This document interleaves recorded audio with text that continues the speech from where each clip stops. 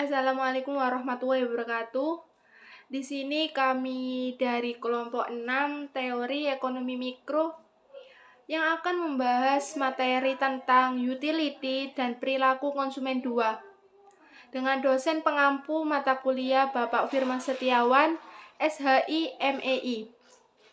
Baik, di sini kami dari kelompok 6 yang beranggotakan yang pertama Rini Astuning dengan NIM 178, Siti Masruka dengan NIM 139, Sakif Fiansah dengan NIM 99, Dianandana Rahman dengan NIM 214, Jalaluddin dengan NIM 33 dari kelas 2D Ekonomi Syariah. Baik, di sini saya akan memaparkan atau menjelaskan materi yang pertama, yaitu pengertian dari kurva indifference.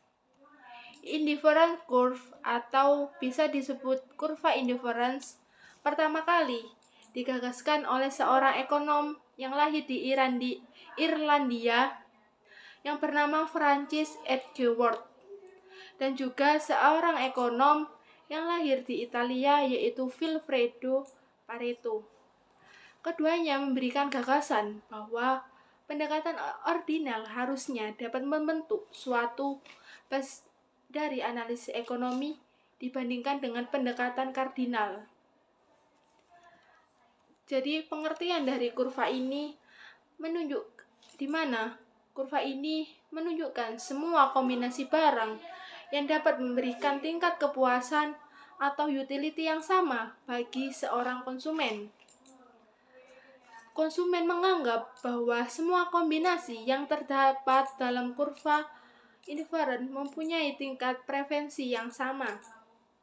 Jadi bisa disimpulkan bahwa kurva indifference adalah kurva yang menunjukkan berbagai kombinasi dua macam barang yang memberikan tingkat kepuasan yang sama bagi seorang konsumen pada titik konsumsinya. Atau dengan kata lain, bahwa konsumen merasa aju tak aju atau tidak peduli atas semua kombinasi barang-barang yang dikonsumsi, sepanjang itu semua menghasilkan tingkat kepuasan yang sama. Konsumen merasakan kepuasan yang sama di titik manapun pada kurva indifferent manapun. Hanya saja, konsumen biasanya lebih memilih beberapa kurva indifference daripada kurva yang lainnya. Kurva indifferent lebih tinggi dipilih daripada kurva indifference yang lebih rendah. Berdasarkan teori ordinal, tingkat utility dalam sebuah kurva indifferent tidak dapat dihitung, hanya dapat dibandingkan atau menilai tingkat kepuasannya itu bagaimana. Teori ordinal juga mengatakan bahwa kurva indifferent tersebut tidak menggunakan angka, melainkan hanya menggunakan tingkat kepuasan, misalnya tinggi, sedang, ataupun rendah. Untuk kurva indifference sendiri biasanya berslop negatif. Jadi untuk menunjukkan kurva indifference seperti yang sudah saya perlihatkan, bahwa semisal ini kurva indifference atau IC meliputi berbagai kombinasi barang X dan Y yang memberikan tingkat kepuasan yang sama bagi seorang konsumen. Misalkan saja X ini makanan dan Y ini pakaian. Kurva tersebut menunjukkan bahwa seorang konsumen akan memperoleh tingkat kepuasan yang sama dengan jika konsumen itu mengonsumsi X1 pakaian dan Y1 makanan, dan juga X2 makanan, Y2 pakaian, dan X3 makanan, Y3-nya pakaian. Begitupun seterusnya. Titik pada IC semua ini berikan kepuasan yang sama bagi seorang konsumen dan tidak memiliki alasan khusus untuk memilih di IC daripada titik yang lainnya. Sebaliknya, jika kombinasi makanan dan pakaian yang terletak di bawah atau di sebelah kiri IC itu mengartikan bahwa titik ini itu kurang disukai oleh seorang konsumen karena menawarkan kepuasan yang lebih rendah. Jadi titik D ini menawarkan jumlah kedua barang tersebut lebih rendah. Jadi titik D lebih tidak disukai daripada titik A, titik B, dan C. Jadi bisa dilihat sendiri bahwa ini merupakan bentuk dari kurva indifferent curve atau kurva indifference. Kurva indifference biasanya berslope negatif yang menunjukkan bahwa apabila suatu bundle tersusun dari sedikit banyak X, maka harus mengandung barang Y dalam jumlah yang banyak untuk mengompensasi konsumsi supaya memperoleh tingkat kepuasan yang sama. Kurva indifferent tidak akan berslope positif karena hal ini berarti kombinasi barang X dan Y akan memberikan tingkat kepuasan yang sama meskipun jumlah barang X dan Y semakin banyak. Kurva indifference hanya mungkin berslope positif jika salah satu komoditi merupakan suatu yang buruk seperti sampah, polusi, dan lain-lain. Oke, sekian, terima kasih penjelasan yang dapat saya sampaikan. Ciri-ciri kurva indifferent. Berdasarkan penjelasan di atas, dapat dipahami bahwa kurva indifferent memiliki ciri-ciri sebagai berikut. A. Kurva indifferent mencerminkan tingkat utilitas yang konstan sehingga konsumen akan merasa sama saja atau indifferent terhadap setiap kombinasi yang terdapat sepanjang suatu kurva indifferent. B. Konsumen dapat memilih untai komoditas mana yang lebih disukai, yang disesuaikan dengan pendapatannya. C. Agar utilitas total tidak berubah, kenaikan konsumsi satu barang harus diimbangi dengan penurunan konsumsi barang yang satunya, sehingga kurva indifferent mempunyai slope negatif. D. Karena adanya hukum tingkat substitusi marginal yang menurun, kurva indifferent melengkung ke bawah ke arah titik nol. E. Kurva indifferent yang lebih tinggi mencerminkan tingkat utilitas yang lebih tinggi. F. Antara kurva indifferent yang satu dengan yang lain tidak pernah saling berpotongan, karena jika kurva indifferent saling berpotongan, kita tidak bisa membandingkan tingkat kepuasannya. G. Kurva indifferent yang lebih tinggi lebih dipilih daripada kurva yang lebih rendah. H. Kurva indifferent miring ke bawah. Kemiringan kurva indifferent menunjukkan tingkat di mana konsumen bersedia untuk mengganti satu barang dengan barang lain. I. Kurva indifferent melengkung ke dalam. J. Semakin jauh kurva indifferent tinggi tingkat kepuasannya, maka makin ke kanan atas tingkat kepuasannya makin tinggi. Tidak dapat mengatakan berapa kali lipat kurva indifferent menurun dari kiri atas ke kanan bawah atau downward sloping dan cembung titik origin atau convex to origin. Kurva ini menggambarkan adanya kelangkaan. Bila suatu barang makin langka, harganya makin mahal. K. Kurva indifferent berbentuk cembung terhadap titik origin atau nol.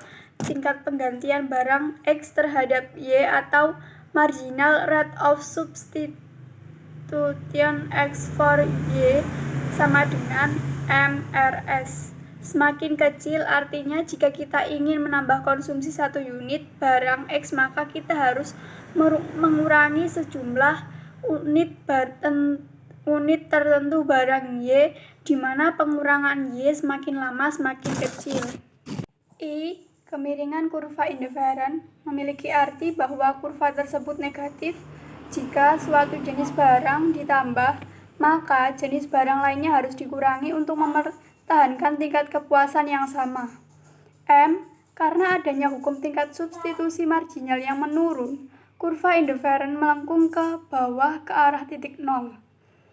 N. Kurva indifferent yang lebih tinggi mencerminkan tingkat utilitas yang lebih tinggi. O. Antara kurva indifferent yang satu dengan yang lain tidak pernah saling berpotongan, karena jika kurva indifferent saling berpotongan, kita tidak bisa membandingkan tingkat kepuasannya. P. Kurva indifferent yang lebih tinggi dipilih daripada kurva indifferent yang lebih rendah. Yang Ki, kurva indiferen miring ke bawah. Kemiringan kurva indiferen ini menunjukkan tingkat di mana konsumen bersedia untuk mengganti suatu barang dengan barang lain. R, kurva indiferen melengkung ke dalam.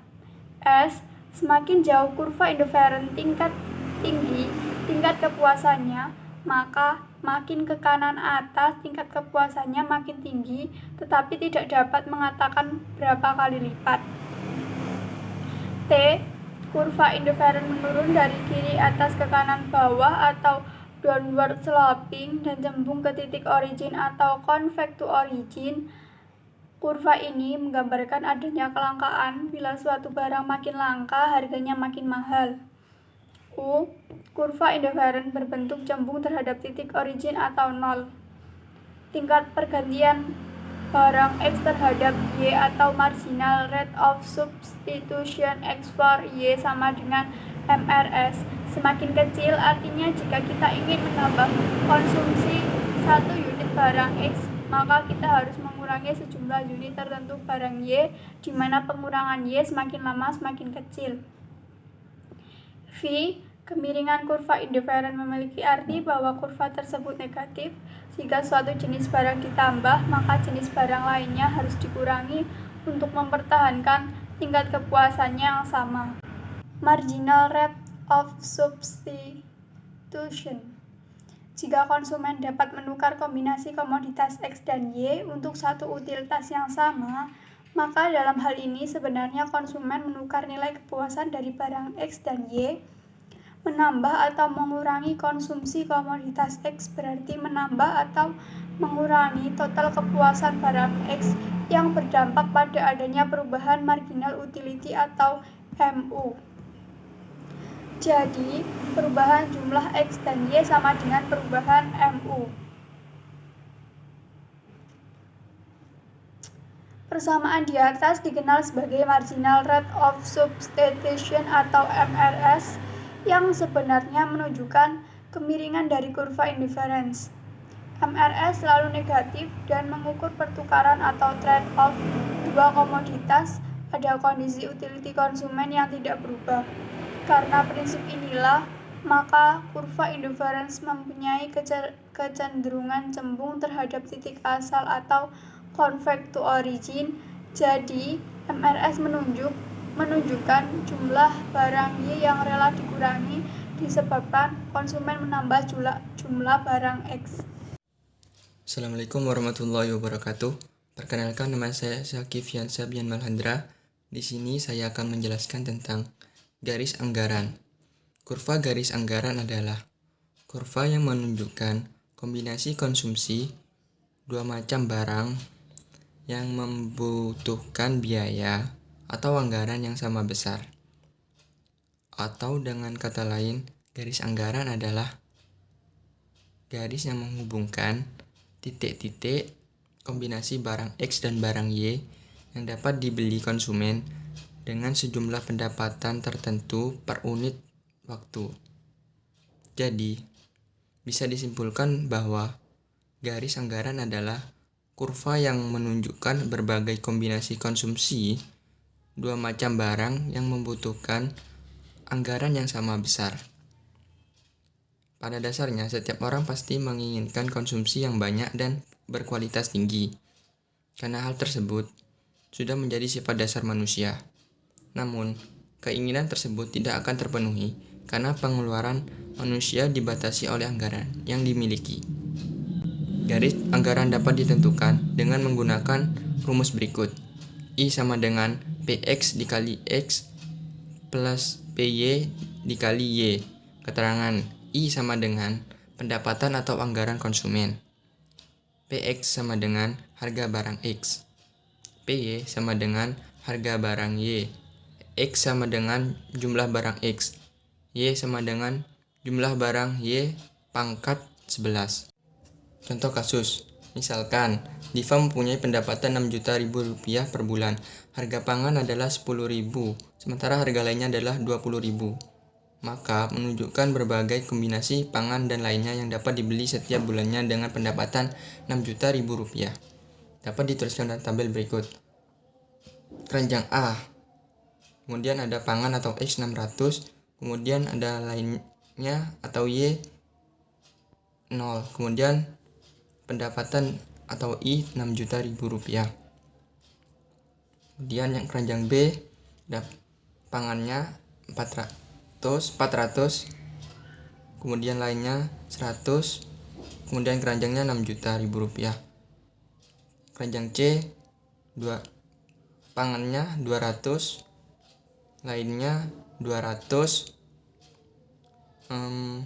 pendapatan atau I 6 juta ribu. Kemudian yang keranjang D, pangannya itu 0, kemudian lainnya atau Y 300, dan kemudian pendapatan atau I 6 juta.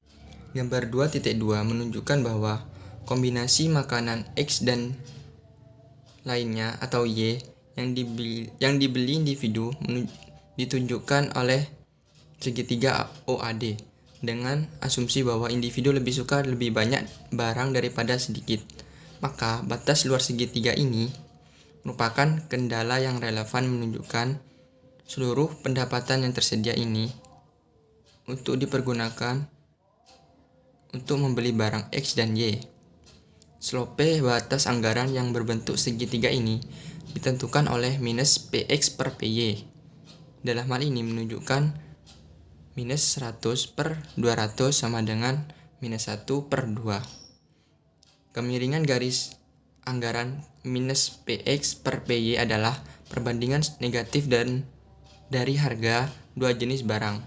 Besarnya kemiringan menunjukkan tingkat di mana kedua barang dapat dipertukarkan satu sama lain tanpa mengubah jumlah uang yang harus dibelanjakan. Assalamualaikum warahmatullahi wabarakatuh. Perkenalkan, nama saya Jalaluddin dari kelompok 6. Di sini saya akan membacakan materi dari pergeseran garis anggaran. Pergeseran garis anggaran disebabkan oleh dua faktor, yaitu dua faktor utama, yaitu perubahan harga dan perubahan pendapatan. Jika harga turun sementara pendapatan tetap, atau pendapatan naik sementara harga tetap, maka garis anggaran akan bergeser ke kanan yang menunjukkan batas daya beli konsumen maksudnya meningkat. Sebaliknya, jika harga naik sementara pendapatan tetap atau pendapatan turun sementara harga tetap, maka garis anggaran akan bergeser ke kiri yang menunjukkan batas daya beli konsumen itu menurun. Seperti itu ya. Efek perubahan harga dan pendapatan terhadap daya beli dapat dilihat dari besarnya luas bidang segitiga yang dibatasi kurva garis anggaran. Bila luas bidang segitiga makin luas, daya beli semakin meningkat dan juga sebaliknya. Seperti yang bisa teman-teman lihat, yaitu pada gambar 2.3 ya teman-teman ya. Diagram di atas menunjukkan jika harga X turun dengan jumlah pendapatan nominal yang sama, jumlah X yang dapat dibeli makin banyak, pendapatan nyata meningkat, sehingga kurva garis anggaran bergeser dari BLI menjadi BL2, BL1 menjadi BL2. Jika harga X naik, garis anggaran bergeser menjadi BL3 yang menunjukkan bahwa pendapatan nyata menurun. Seperti itu ya teman-teman ya. Kemudian bisa dilihat lagi pada gambar 2.4 pergeseran garis anggaran karena efek perubahan pendapatan. Diagram di atas menunjukkan bila pendapatan meningkat berarti daya beli meningkat, sehingga kurva garis anggaran bergeser sejajar ke kanan dari BL1 menjadi BL2, yang artinya konsumen dapat menaikkan pembelian terhadap barang X dan Y secara sekaligus. Begitupun sebaliknya, jika pendapatan turun maka daya beli juga menurun, sehingga garis anggaran akan bergeser ke kiri menjadi BL3, yang artinya bahwa terjadi penurunan batas kemampuan pembeli pada barang X dan Y. Kemudian kurva anggaran dan perubahan anggaran bisa teman-teman lihat pada gambar 2.5, yaitu pergeseran garis anggaran A1 ke A2, naiknya jumlah Y dan jumlah X disebabkan oleh naiknya anggaran konsumen. Kemudian pergeseran garis anggaran dari A1 ke A2, naiknya jumlah X dan jumlah Y disebabkan oleh turunnya harga barang X. Contoh sederhana, jika diketahui masing-masing variabel, PX sama dengan 500 per unit, sedangkan PY 250 per unit, dan M sama dengan 110.000. Berapa jumlah X dan Y dapat dibeli? Berapa kemiringan budget lainnya? Titik A sama dengan M atau PY sama dengan 10.000 per 250 sama dengan 40 unit. Sedangkan titik B yaitu sama dengan M atau PX 10.000 per 500 sama dengan 20 unit. Slope budget line sama dengan min 250 atau 500 sama dengan min 0 atau 5. Keseimbangan konsumen. Supaya bisa mengetahui tentang bagaimana seorang konsumen dapat mengalokasikan pendapatannya di antara dua macam produk, maka perlu kiranya digabungkan terlebih dahulu mengenai pengertian tentang apa yang mau dilakukan dan apa yang bisa dilakukan oleh konsumen tersebut. Hal ini dapat dilakukan dengan menggabungkan suatu peta indifferent dan juga kurva garis anggaran dari konsumen yang bersangkutan. Adapun penggabungan dari peta indifferent dan juga kurva garis anggaran konsumen dapat digambarkan di dalam kurva 2 sampai 6 berikut ini. Yang selanjutnya yaitu maksimasi utility untuk multikonsumsi. Setelah mengetahui kombinasi dari dua jenis barang yang memiliki tingkat utility yang sama dalam kurva indifferent serta kombinasi dari dua jenis barang yang bisa dibeli dengan anggaran yang sama atau garis anggaran, maka berikutnya adalah menentukan kombinasi konsumsi mana yang secara konkret dapat memberikan utility maksimal pada konsumennya. Jika konsumen memilih kombinasi yang lain pada kurva indifferent, maka pilihan tersebut tidak dapat dijangkau dengan garis anggaran, yang artinya konsumen tidak dapat membelinya. Begitupun sebaliknya, maksimasi utility ini harus didasarkan pada prinsip bahwa konsumen harus menggunakan seluruh anggaran yang dimiliki. Oleh karena itu, jika garis anggaran bergeser ke kanan sebagai akibat dari peningkatan pendapatan atau penurunan harga, maka kurva indifferent juga harus mengikuti atau menemukan titik perpotongan ideal, seperti contoh gambar 3.1, perubahan maksimasi utility karena perubahan pendapatan.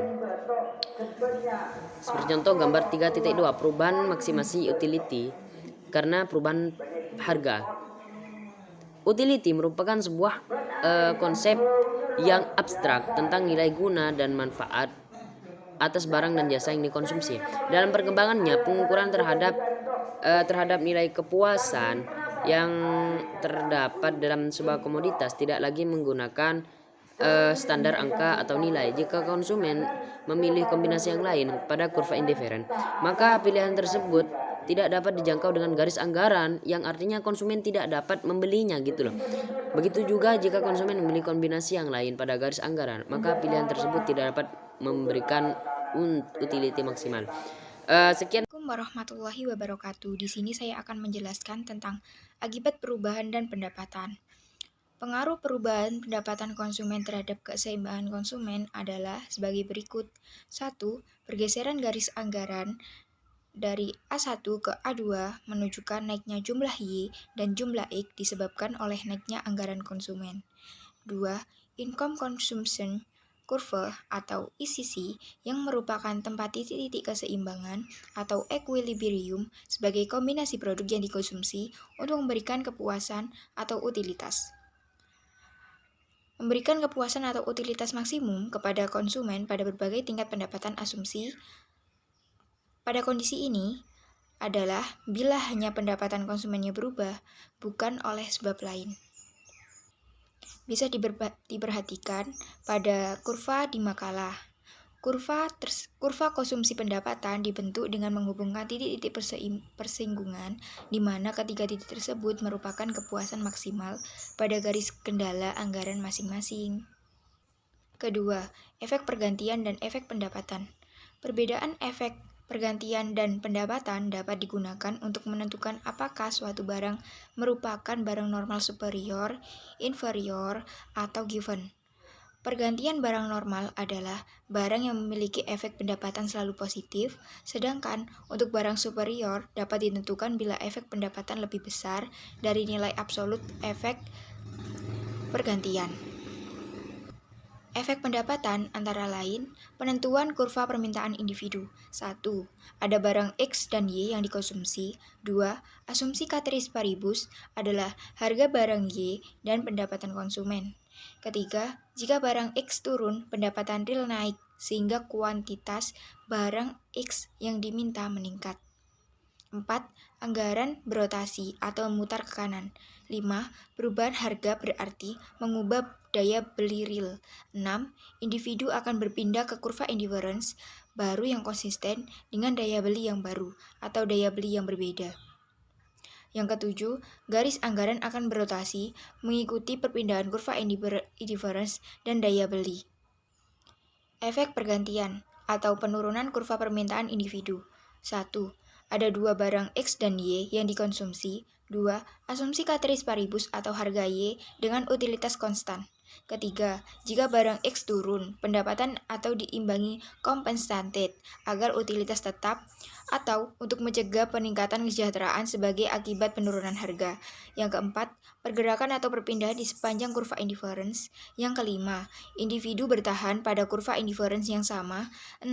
Konsumsi harus diubah agar MRS-nya sama dengan rasio harga yang baru dari kedua barang. Pemecahan efek substitusi dan efek pendapatan dapat dilakukan melalui dua metode, yakni metode Hicks dan metode Studsky. Pertama akan dipaparkan dengan metode Hicks. Dari gambar di atas terlihat keseimbangan awal pada titik 1 pada BL1 dan ICI. Misalkan sekarang tingkat harga X mengalami penurunan dan BL berubah dari BL1 menjadi BL2. Keseimbangan akhir pada titik 3 dengan kurva indifference yang lebih baru dan lebih tinggi.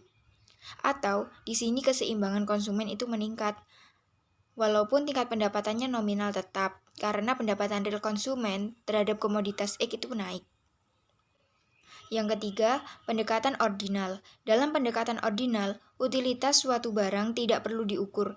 Jadi, utilitas guna yang diperoleh dari mengkonsumsi sekelompok orang, dasar dari pemikiran dari pendekatan ini adalah semakin banyak barang yang dikonsumsi, maka semakin banyak memberikan kepuasan terhadap konsumen. Dalam pendekatan ordinal ini, mengukur kepuasan konsumen dengan angka relatif ordinal atau maksimasi kepuasan konsumen itu dibatasi oleh garis anggaran atau budget line. Tingkat kepuasan konsumen ditunjukkan dengan menggunakan kurva indifference atau kurva yang menunjukkan tingkat kombinasi atau jumlah barang yang dikonsumsi dengan menghasilkan tingkat yang sama. Analisis ordinal menggunakan analisis indifferent kurva atau kepuasan yang sama. Sekian penjelasan dari kelompok 6. Terima kasih. Wassalamualaikum warahmatullahi wabarakatuh.